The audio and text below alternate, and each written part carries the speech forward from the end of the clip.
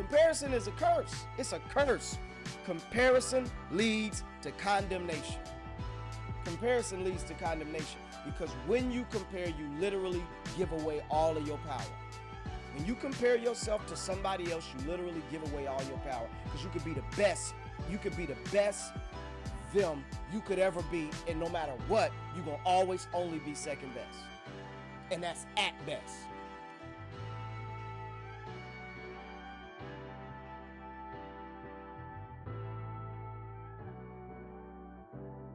Family, welcome, welcome, welcome. You have found your tribe. You found your village. You have found your entrance to the journey that's going to change your life forever. I'm excited that you are getting ready to take this journey with me because, like I've always said, the greatest journey that anybody could ever take always start with the first step. And this is episode 7. And so 7 steps is always better than one. Our subject that we're going to focus on today is proving them wrong. Proving them wrong. And if you have experienced any level of fatherlessness, if you've experienced any level of trauma, this will be the conversation that will free you. Proving them wrong. And our theme today is the drive to overachieve. I won't be able to speak about it exhaustively because I ain't got enough time. I could talk about it literally all day. The drive to overcome, the doer, the driver, the performer, the one that gets stuff done, the drive to overcome. We're going to talk about it because it's a wonderful quality to have. But if it's not tempered and if it's not motivated from a healthy place, it can become extremely toxic, leading to further trauma. And we don't want to see that. But before we get started, I want you to know that I do have some tools that help you. The fatherless son. You see, I got my notes in here because I use this oftentimes as a framework to the conversations that we have. The fatherless son. It's a bestseller, and I believe it'll help you. The story of rejection and redemption. I also want to make sure that you are aware that after this podcast is over, there is a tribe that will bear you up, that will be a hand in your back, pushing you toward purpose, and that will also be that sounding board that will offer some accountability for your journey. Because guess what? After this broadcast, after this podcast episode is over, you still got to live. And so I want you to go and patreon.com. Search for Road to Restoration with the number 2, Road to Restoration. Make sure that you become a journey partner, and I believe it adds some value to your life. All right, let's jump right in. Proving them wrong. The drive to overcome. The first thing that I want to start, if I can start this discussion, the first thing that I want to say to start this discussion is that many fatherless sons and many traumatized children grow up to become overachievers. But the problem with that is oftentimes we are overachievers because secretly, subconsciously, down on the inside, we're really just trying to prove to people that we're worthy, that we deserve to be loved, we deserve to be accepted. It's heavy, and I'm jumping right in. I hope you're ready to roll with me. Take your seatbelt off. It's gonna get a little bumpy, but I want you to be able to respond. So don't hold back with me. Here's the reality. If we're not careful, we will mask our overachievements and mask our drive to accomplish. We'll mask it as just our personality, when the truth is, oftentimes we're not headed toward accomplishment. We're running from shame. We're running from the feelings of rejection. We're running from the feelings of not being worthy, not being capable, not being accepted, not being chosen. But I don't want us to stay stuck there. But here's what I want to say. The first thing that we have to ask ourselves, and I hope I'm talking to somebody today. The first thing that we got to ask ourselves is, why do their opinion of you matter so much? Why have you elevated their opinion of you above your opinion of you, above God's opinion of you? And maybe sometimes that's the problem, is we have allowed our opinion of us to be shaped by the opinions of other people. And that's I'm telling you, that's a fatal flaw, because you can't control what you can't control. And it don't matter what you do, it don't matter how well you do it, it don't matter how much effort you put into doing it well, showing up and representing with a spirit of excellence. There will be people who will not approve, who will not accept, who will not validate you. And if you allow people and their voices and their opinions and their ideas of who you are and who you should or should not become, what you deserve, and where you gonna end up in life, if you allow those voices to be so loud that they start shaping who you see yourself as, that becomes extremely dangerous. Because hear me and hear me good. No matter what it is you attempt to accomplish, you can if you believe you can. But no matter what it is you attempt to accomplish, you will fail if you believe you're going to fail. You right either way. If you believe you're going to win, you're right. If you believe you're going to fail, you're right. Let's look at it like this. I got my Jesus juice here with me. And if somebody was to come into this here studio and drop, uh, a little bit of sugar in my Jesus juice, what would happen to me? And I know everybody out there saying, "Oh, you'll be all right. You'll be good." But what if somebody came into the same studio and dropped just a little bit of poison into my Jesus juice? Most people out there would assume, "Oh, you probably gonna get sick and die," and that's a fact. You would be 100% correct. What if an enemy of mine, somebody that I know hates me and don't want to see me win at anything, what if they come in here and they drop a little bit of sugar in my Jesus juice? I'ma still be all right. But what if somebody that I hold in high regard, a best friend, a father figure, somebody that I consider to be important in my life and in my circle and in my atmosphere, what if they come in and on accident drop a little bit of poison, subconsciously drop a little bit of poison? They don't even know it's poison, but they drop a little bit of poison in my Jesus juice. What's going to happen? I'm still going to get sick and I'm still going to die. That's 100% correct. So what am I saying? Hear me and hear me good. It don't matter who drops poison in my drink, I'm going to bear the fruits of consuming that poison. But I don't want you to think about it as it being my Jesus juice. I want you to think about it as being your mind, as being your heart, as being your soul, as being your spirit, as being your idea of who you are. You better be careful whose opinion you let matter to you. They might be somebody you love, but that don't mean your love for them is going to change the way they see you. So their opinion should not matter. Oftentimes, the most damaging opinions about us that we have embraced come from people who we love and respect and honor and esteem.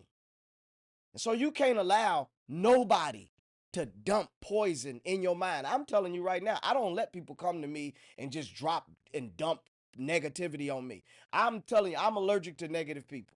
They make my skin itch. They make my skin itch and my nose bleed. I'm allergic to negative people. I don't need no more negativity in my life.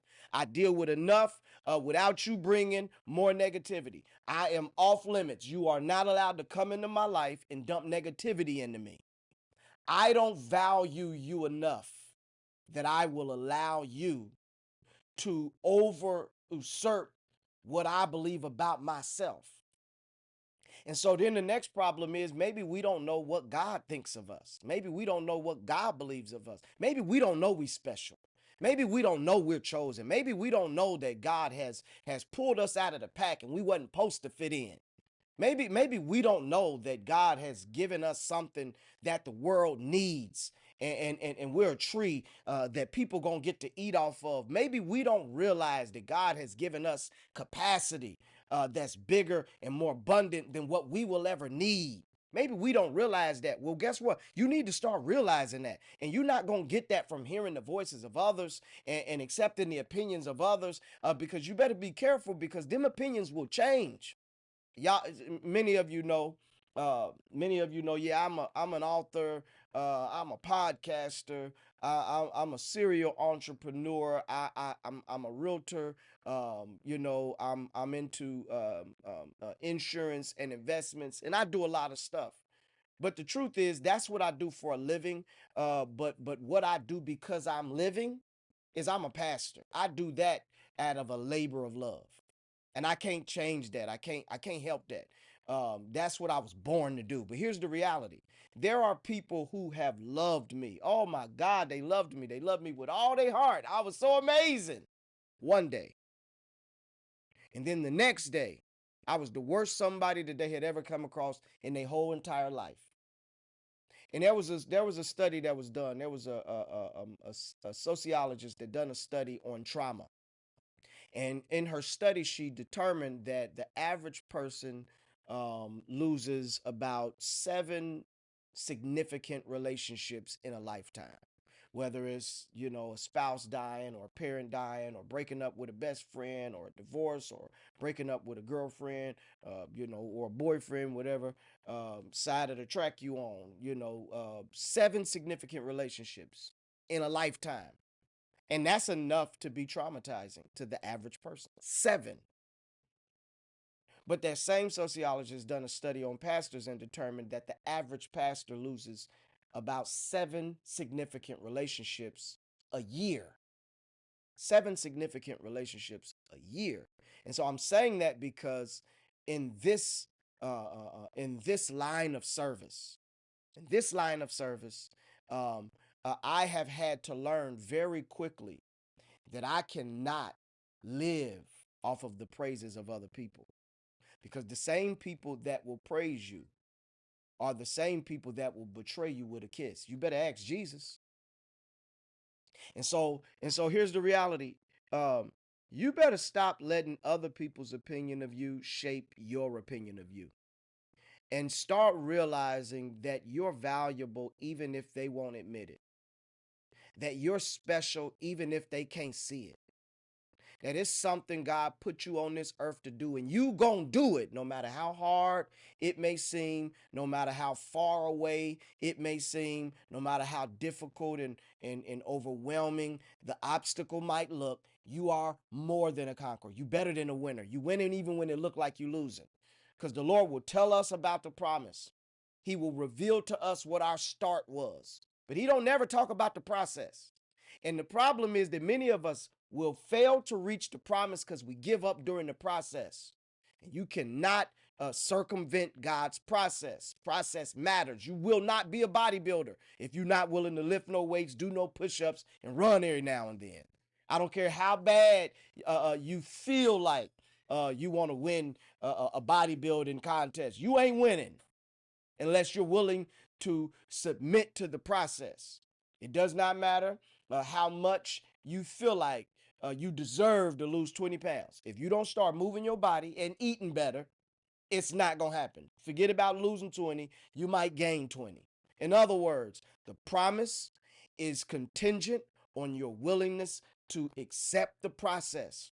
And the process that we, as oftentimes fatherless sons, fatherless daughters, men and women who have learned how to function in dysfunction, who have learned how to live while traumatized. The problem is we've got to commit ourselves to the idea of the end result, so that that drives us beyond the pain of the process.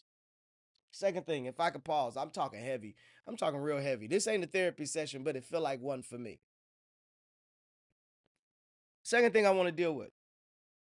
You got to be careful about getting caught on that track where you're driving to overachieve. You got to be careful about that, because success can become an idol that just masks insecurities. Because if you have an unhealthy idea of yourself, if you have an unhealthy picture of who you are, picture of your purpose, if you don't value you, the truth is it does not matter how much money you get. It does not matter if you were able to secure the relationship with the woman of your dreams. It does not matter if you living in the biggest beautiful house that you ever would have imagined. There are people that are in crowds. They are surrounded by people and they still lonely. There are people who have multiple millions of dollars and they can't find joy or peace in spending none of it. There are people who live in big, beautiful houses on the water and it's empty because the house ain't a home.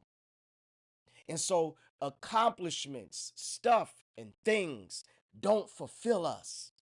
And this is why we got to be very careful about being so tunnel vision about overachievement, because in the back of our mind, we just want to prove everybody wrong about us. When the truth is, it don't matter if they wrong about you. It don't matter if they wrong about you, and wonderful if they right about you. Whether they right, whether they wrong, it should not affect you. What I want us to understand is that when we are pushing for success above all else, we'll start to compromise on integrity. We'll start to compromise on character. We'll start to compromise on values and principles that make us who we are. And then that very success, that thing that is a wonderful thing, because if you're not careful, if you don't discipline it, your greatest gift will become your biggest curse. And we chasing after this success, and we on this drive to overachievement, and we want this and we want that so that we feel better about ourselves. But here's the truth: it will mask it, but it won't make it go away. And I've told people, especially men, I say it all the time, blaming other people will make you feel better, but it will never make you better. And that's important in this conversation because if we feel the void, last episode, go back and check out episode 6 if you haven't already.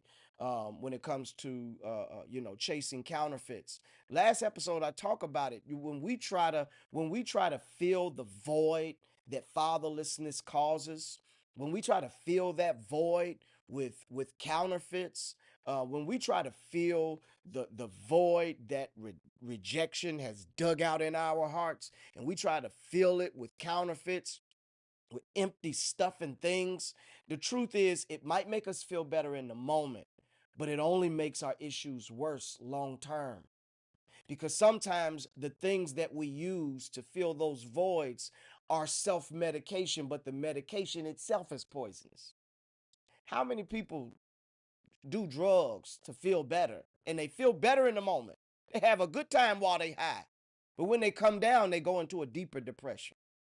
Oh, they feel good while they got that little buzz. Throw a couple back, make you feel better. The problem is when the buzz go away, not only are you falling deeper into that depression and deeper into that low vibrational space, but you can't even you have reduced yourself to hanging over the toilet. That's a whole nother conversation. And oftentimes our measure of success is based on what we perceive to be success in other people. And that's dangerous because you don't know what it took a person to get where they are. You don't know. They might have lied, cheat, stole. They might have killed. Ain't no telling what they did to get what they have. And sometimes what they have ain't even worth what they had to pay for it. Because you're going to have to, you will eventually have to answer for your deeds, whether it be in this life or the next one. And it don't always have to be something illegal, but you don't know what sacrifices they made to get to where they are. You don't know how many sleepless nights. You don't know how many times they had to sacrifice. You don't know what they had to give up. You don't know how many times they had to sleep in the house with no lights. You don't know what was assigned to their process before they reached what you're calling success for them. Because what you're calling success for them could be their mask. And it might make you feel good to see it, but they don't feel good and they got it. And so we have to stop qualifying our success based upon what we perceive to be success in other people. Because comparison is a curse. I'm going to take a sip of this Jesus juice on that. Comparison is a curse. It's a curse. Comparison leads to condemnation. Comparison leads to condemnation because when you compare, you literally give away all of your power. When you compare yourself to somebody else, you literally give away all your power because you could be the best. You could be the best them you could ever be. And no matter what, you're going to always only be second best. And that's at best. Oh, chase after their success if you want. And you might get good at it.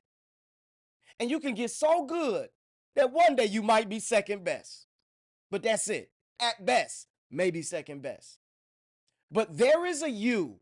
Hear me. Sometimes we got to stop focusing so much on trying to prove people wrong and trying to overachieve and trying to gain success. We got to stop focusing so much on the promise and the end result and the destination, because success is not a destination. Success is always an evolution in us. It is always something that we are walking in as we please God according to what His plan is for our life. But we got to stop so being so heavily focused on chasing after success and chase after self-development, chase after being healed, chase after being whole, chase after being chase after joining a journey like this one, chase after going from trauma to triumph. Because if you really get focused on the inner work, everything on the outside will respond to the work you've done on the inside. This is the way Jesus said it. This is the way He said it. He said, seek ye first the kingdom of God and His righteousness, and all these other things will be added to us. And sometimes we've made things so important that we chase after things. But when we are in tune and aligned with our purpose, stuff and things that chase after us. I'm not chasing. I don't do what I do for money. I don't do what I do for. You got to get beyond doing what you do for a title or a position or some money or some this or some that or a house or a car. You can get all of that. Listen, if you build you, that will come. If you build yourself, Jim Rome, somebody I love to listen to, he made a statement. He said, it's been said that if you divide up all of the money in the world and give it to every human alive an equal amount, you take all the money that's in the world and all the people that's in the world and you divide the money up equally. He said in a year's time, all of the money will be back in the same pockets. He said, you might luck up and win $1 million. He said, but you better build yourself and become a millionaire so you can keep some of it. Because the reality is, it's not about what we can gain as much as it's about what we can improve in ourselves. Because when we become the healed, whole, triumphant version of ourselves, if I can be a healed and whole me, everything that's assigned to me, every every aspect of abundance, every aspect of prosperity, every gift and favor that's assigned to my name, it got to find me. And here's the problem: we're going through life thinking that we're waiting on God to send us a blessing and to fix our circumstance, and we're wasting life not realizing that our blessing and the solution to our problem is already said and done. We ain't waiting on our blessing is waiting on us. See, I'm trying not to be preachy today, but I'm hoping I'm talking to somebody. Because I want you to realize that if you compare yourself to somebody else and gain value based upon how you measure up to them, you will always ultimately be disappointed because you will never be the best. And I'm not talking about better than them, better than they. I'm talking about you will never be the best you because you were not equipped to be anybody else. And that's why nobody else's opinion of you should matter to you unless their opinion of you matches the opinion that God has of you. And so we got to stop trying to prove everybody wrong because their opinion shouldn't matter so much. I remember at different stages of my life, as a little boy, I can remember I what I talk about it in my book extensively. I think I got a whole chapter on it. How as a little boy, I became a self starter. Partly because I didn't have a choice. I didn't have nobody that was gonna pat me on the back. I didn't have nobody that I could call, and I was the oldest. I ain't had no big brother to call to help me to fight, to protect me, or do nothing for me. And so I became a self starter partly because of that.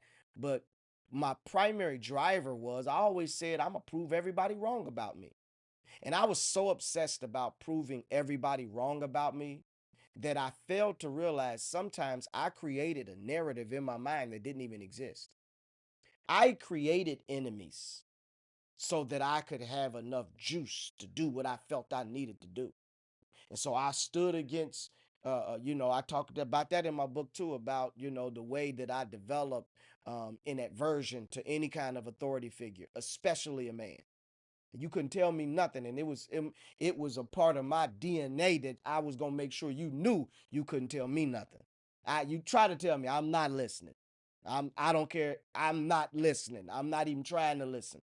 I went to school when I went to school, but even in class, I wasn't a student. Because in my mind, I had created a narrative that everybody was against me. But that wasn't even the case.